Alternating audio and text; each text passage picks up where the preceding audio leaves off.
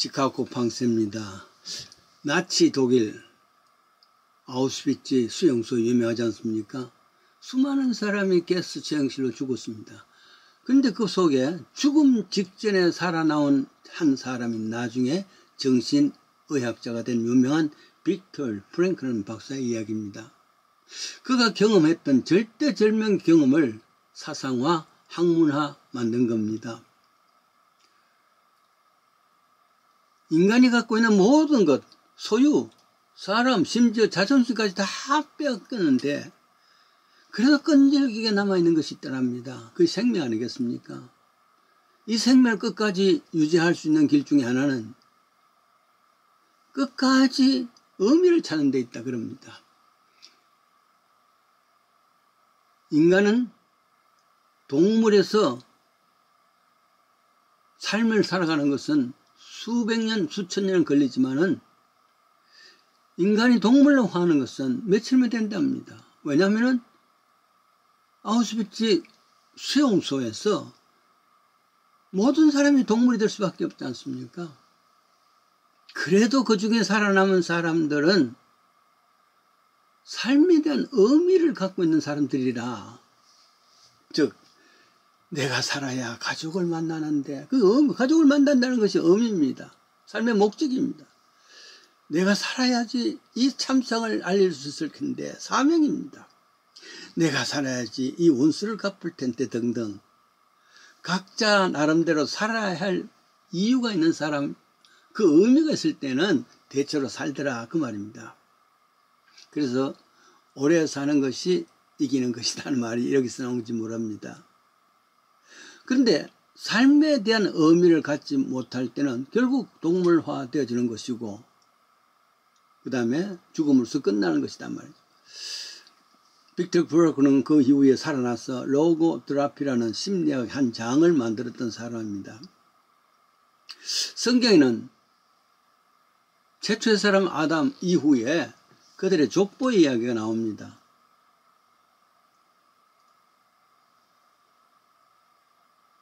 그것이 창세기 4장이고 5장이 나옵니다. 최초 사람 아담 이브는 그 후손 가인과 아벨이지 않습니까?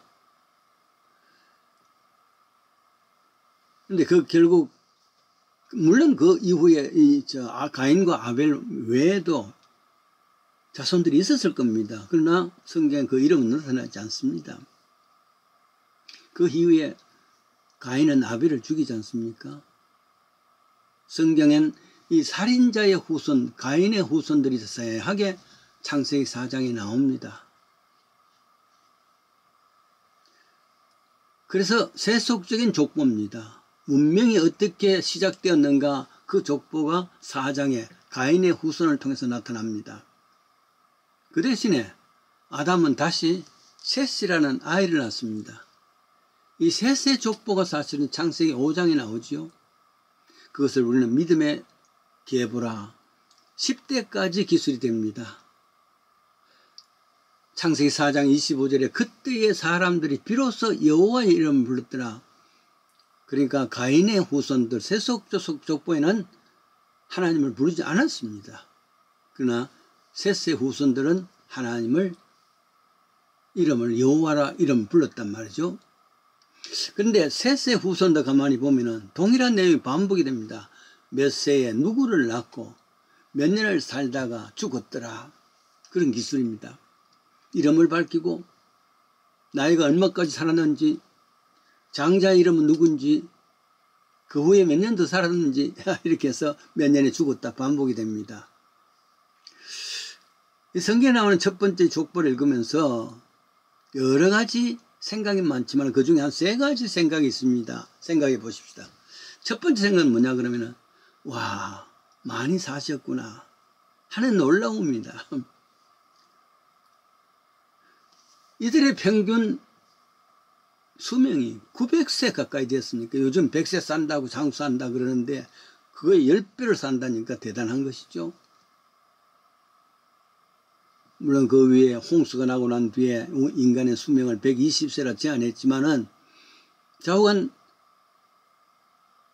참 창세기 5장에 나오는 셋세 족보, 10대 족보를 쭉 찾아보면은 평균 900세가 넘다는 것 참 오래 사셨구나 이런 생각을 합니다. 두 번째 놀라운 것이 뭐냐면은 그렇게 오래 살았는데 불구하고 마지막에는 몇 살에 죽었다. 부고가 나온단 말이죠. 이건 아담에게 하신 하나님의 명령이고 약속이기도 하지요. 동산 중앙에 선악과는 먹지 말라. 먹는 날에는 정령 죽으리라. 부고가 나온단 말이죠. 결국 흙에서 왔으니 흙으로 돌아가리라. 이런 인간의 한계입니다. 아무리 이 땅에서 건강하고 부를 쌓고 장수한다 할지라도 결국은 죽는 것이다. 그게 이야기란 말이죠. 가령 요즘같이 이야기한다면은 그 사람 무슨 병에 가가지고 기적같이 나았답니다. 그 다음에는 나중에 죽었습니다. 이런 것 같은 것이죠. 구약 성경을 찾으면 대부분 이와 같이 끝부분에 부고가 나옵니다. 가령 창세기 성경 창세기 끝을 보시면 50장 26절 요셉이 110세의 죽음에 애굽에서 입관했더라. 슬픈 조정입니다. 슬픈 부고입니다. 신명기 끝에는 34장 7절입니다. 모세가 120세의 모압 땅에서 죽으니 라는 모세의 부고가 나옵니다. 여호수아 끝을 보십시오. 여호수아 24장 29절에는 여호와의 종 눈의 아들 여호수아가 110세의 죽음에 세라에서 장사하였더라. 이 부고입니다. 이렇게 부고만 마지막에 남발했던 구약 성경에 비해서 반해서 신약 성경을 한번 보십시다. 죽음의 부고가 아닙니다. 부활의 축복이란 말이에요. 가령 신약 성경의 4복음서라면 마태복음, 마가복음, 누가복음, 요한복음 4복음서입니다. 이 끝에는 하나같이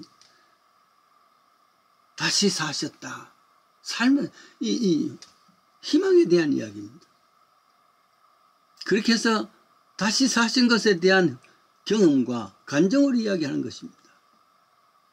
그러니까 어두운 구약 성경의 끝보다는 신약 성경은 밝고 생명의 반전이 이게 복음입니다. 다시 돌아와서 창세기 5장의 족보를 쭉 보면은 두 번째 생각하는 것이 있습니다. 다 죽는데 그 중에 안 죽는 사람도 있더라. 놀랄 일이죠. 창세기 5장 23절입니다. 아담의 7대 손이 되는 에녹이라는 사람이 나옵니다. 성경은 그에 대해서 에녹은 300년을 하나님과 동행하더니 하나님이 그를 데려가심으로 세상에 있지 아니하더라. 죽음의 이야기가 아니고 하늘로 데려갔답니다. 특별한 사람이죠. 물론 구약에는 선지자 엘리야도 승천했습니다. 그런데 왜 이런 이야기가 하나 나올 수 있을까? 그것은 세상은 다 죽음의 길인데 그 중에 특별한 은혜가 있단 말이에요. 물론 죽은 사람이나 에녹이나 똑같이 덜에 가면 추웠고 비가 오고 눈이 오고 다 똑같은 은혜를 줬단 말이죠. 그러나 특별 은혜를 줬습니다. 이 땅에서 죽지 아니하고 데려가는 하늘나라에 들어가는 그런 은혜란 말이죠. 요한복음 3장 15절에 복음의 핵심이 있습니다. 이는 저를 믿는 자마다 영생을 얻게 하려 함이라. 그래요. 이 세상은 다 죽음의 과정들입니다. 아무리 오래 살았더라도 죽었다. 아무리 그 기적적인 역사를 해서 병을 이겼다. 그 다음에 죽었더라. 그러나 죽지 않는 사람들도 있단 말이죠. 그게 저를 믿는 자마다 영생을 얻게 하려는 이런 특별 은혜를 주은 것입니다.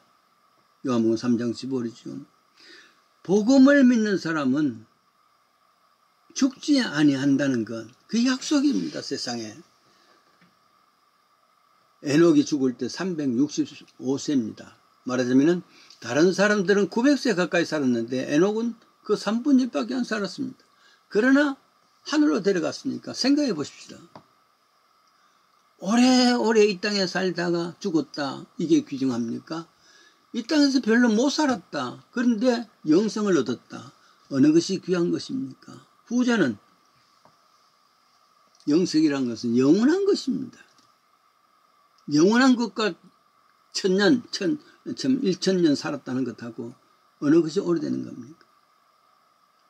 영혼에 비하면 영생은 혹은 900년은 순간에 불과한 것입니다. 이 족보에 또 세 번째 나오는 것이 있습니다. 에녹은 어떻게 해서 하나님께 들려갈 수 있을까? 영생을 얻었을까? 성경에 보면은 그가 하나님과 동행하더니 조건이 붙었단 말이에요. 이는 지금도 우리에게 하나님과 동행하면은 364살 혹은 900살 살았다. 기적적으로 병에서 다시 쌌다. 이게 아니라 영원히 하나님과 들려간단 말이죠. 하나님과 동행하더니 조건이 있습니다. 동행한다는 것은 교제하는 겁니다. 어떻게? 내가 하나님께 교제하는 방법은 기도죠. 하나님이 나에게 교제하는 방법은 말씀이죠. 말씀과 기도와 항상 동행할 때에 죽지 아니하고 영생을 얻는 복음의 핵심입니다. 누가복음 16장에 보면은 부자와 나사로가 이야기했습니다. 부자는 이 땅에서 너무 잘 살았어. 호화롭게 살았어. 나사로는 그 밑에서 병을 가지고 부스러기를, 그 집에서 나는 부스러기를 겨우 살았다. 이게 일막입니다. 세상은 일막으로 끝났으면은 이런 이야기 할 수가 없습니다. 근데 불행하게도 이막이 있더라. 이막에는 부자는 지옥에서 영영한 형벌을 받고 나사로는 가난했기 때문에가 아니란 말이죠. 하나님을 믿었어. 하나님과 동행하는 거죠. 거지가. 결국 부자는 이 땅에서 굉장한 부를 가지고 있으면서 불구하고 하나님과 동행한 것이 아니고 스스로 혼자 살았고, 거지 나사로는 가장 어려운 삶이라 할지라도 하나님과 동행하더니 제2막에는 천국 가서 아브라함의 위로함을 받고 있는 것을 보이지 않습니까? 그렇습니다. 1막은 순간입니다. 2막은 영원입니다. 산수를 조금만 생각을 해도 순간과 영원을 구별할 수 있을 줄 압니다. 창세기 4장, 5장에 나오는 족보 이야기를 통해서 하나님과 동행하면서 영원한 복음의 사람들 될 수 있는 복된 사람 되십시다.